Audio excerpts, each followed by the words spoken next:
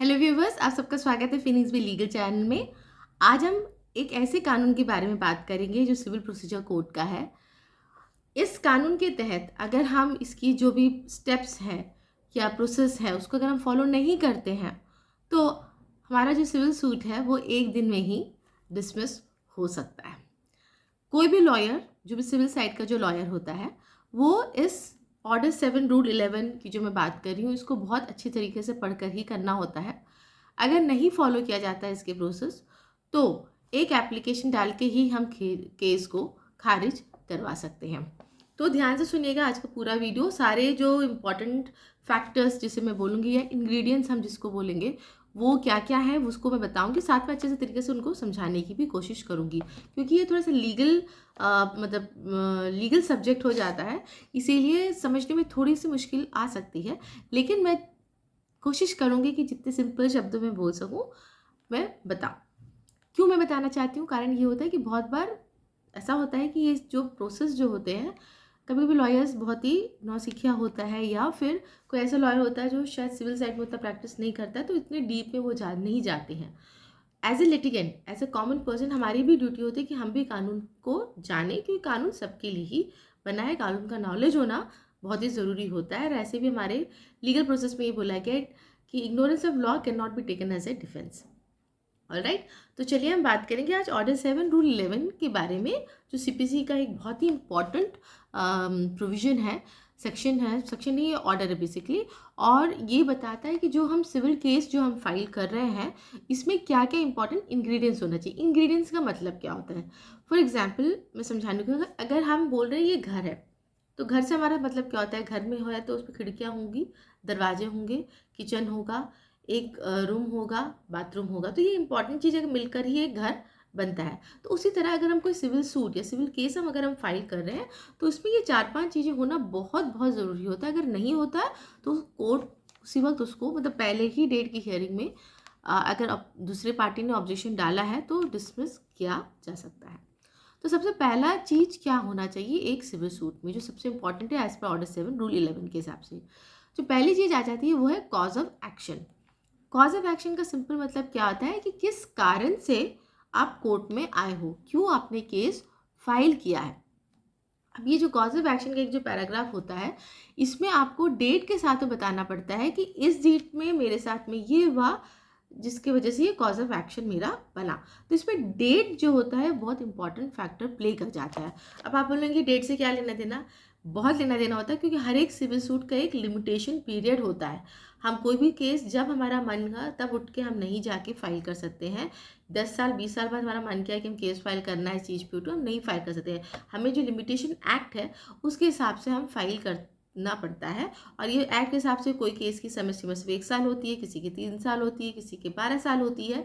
जैसे अगर हम एडवर्स पोजीशन की बात करें तो 12 साल तक आप फाइल, 12 साल के बाद आप फाइल कर सकते हो, लिमिटेशन खत्म हो जाता है। लेकिन जो खाली कराना चाहता है तो उसको 12 साल के भीतर में फाइल करना है। तो यहाँ पे वो आपको कॉज ऑफ एक्शन आ जाता है कि क्या 12 साल के भीतर केस फाइल हुआ है।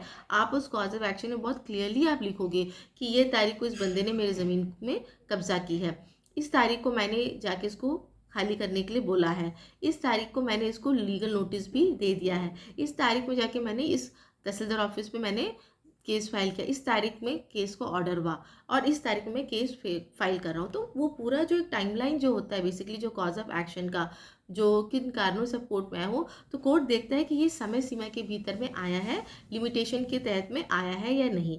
इसलिए कॉज ऑफ एक्शन का होना एक सिविल सूट में बहुत ज़रूरी है। अगर कॉज ऑफ एक्शन नहीं होता है तो जो डिफेंडेंट होता है वो एप्लीकेशन डाल सकता है ऑर्डर 7 रूल 11 के तहत में ही डाल के उस एप्लीकेशन को, मतलब पूरे सिविल के सूट जो होता है उसको वो डिसमिस करा सकता है। तो ये सबसे पहला हुआ हमारा कॉज ऑफ एक्शन का। आज हम दूसरी बात हम करते हैं सिविल सूट में जो बहुत ही इंपॉर्टेंट फैक्टर होता है वो होता है वैल्यूएशन। ज़मीन का केस होता है तो हर एक ज़मीन के केस में एक वैल्यूएशन बहुत ही इंपॉर्टेंट रोल प्ले करता है, क्योंकि हमें बताना होता है ना कि हमारा जो ज़मीन है जिसको हम खाली कराना चाह रहे हैं या फिर जो हम अपना नाम में कराना चाहते हैं तो उसका एक वैल्यूएशन क्या है, और उस वैल्यूएशन के हिसाब से हमें कोर्ट में एक स्टैम्प ड्यूटी देनी पड़ती है। मैंने बोला कि मेरे ये 1 बीघा जो ज़मीन है इसकी वैल्यूएशन 10 लाख रुपए है, ठीक है। जो मेरा अपोजिट पार्टी वो बोल रहा है कि नहीं, ये जो 10 लाख रुपए बोल रहे हैं इसकी कीमत तो 20 लाख रुपए है। वैसी स्थिति में क्या होगा, हमें कोर्ट से एक वैल्यूएशन करवाना पड़ता है। वैल्यूएयर अपना एक रिपोर्ट डालता है और कोर्ट को लगता है कि हाँ ये तो 10 लाख नहीं है, तो 15 लाख के करीब है इसका वैल्यूएशन, और एज ए प्लेंटिव आपने तो बहुत कम वैल्यूएशन दिया है। तो कोर्ट फिर आपको एक टाइमलाइन देता है कि आप 15 दिन के अंदर, 30 दिन के अंदर आप जो बैलेंस स्टैम्प ड्यूटी है वो आप फाइल करोगे। अगर आप इतने दिन के अंदर फाइल नहीं करते हो तो कोर्ट जो सूट जो होता है वो ऑटोमेटिकली डिसमिस कोर्ट कर देता है, और रीज़न भी दे देता है कि इसको समय दिया गया था और ये इन्होंने वैल्यूएशन ठीक से जो डाला गया था उसको नहीं भरा है। वैल्यूएशन को और भी बहुत इंपॉर्टेंट फैक्टर हो जाता है कोई भी सिविल सूट में। जस्ट इन केस आपकी वो ज़मीन केस में चल रही है, आपने अंडर वैल्यूड करके डाल दी है और वही ज़मीन गवर्नमेंट एक्वायर्ड कर रही है ना।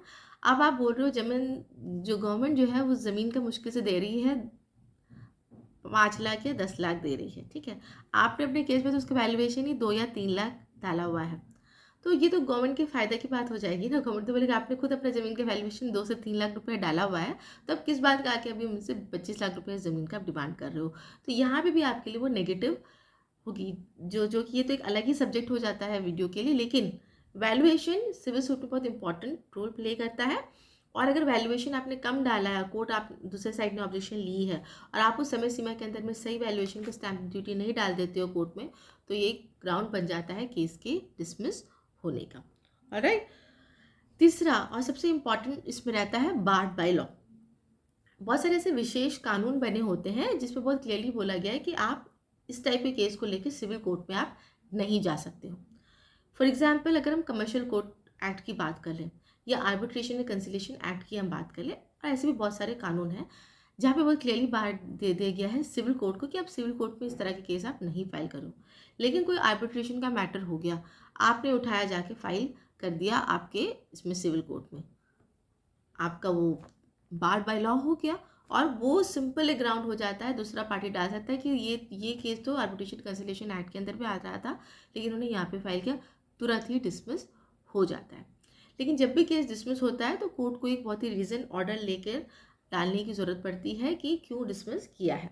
और एक चीज़ इंपॉर्टेंट इसमें रहती है, जब बार्ड बाय लॉ हो जाता है तो कोर्ट को ये बोलना पड़ता है कि आपका केस क्यों डिसमिस किया है। दूसरा चीज़, अगर केस यहाँ पे आपका डिसमिस हो भी जाता है तो जो सही लॉ है उसके हिसाब से आप उस ट्राइब्यूनल में जाकर आप फाइल कर सकते हो, वहाँ पे आपका कोई परेशानी नहीं होती है।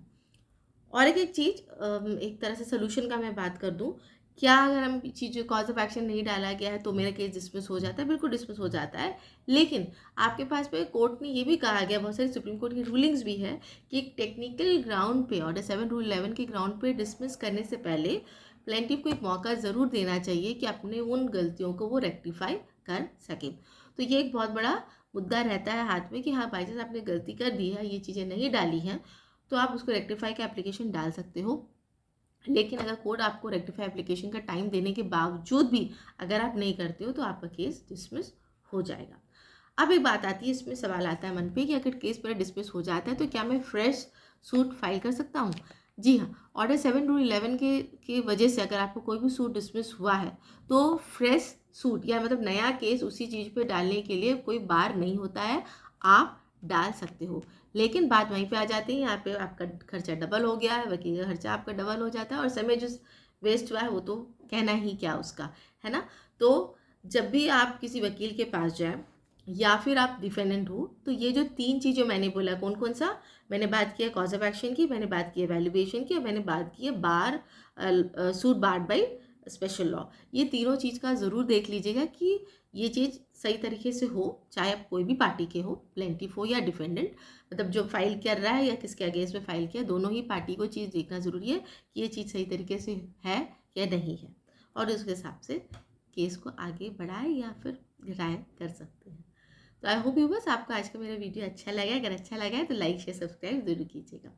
Thank you so much for watching my video. नमस्ते।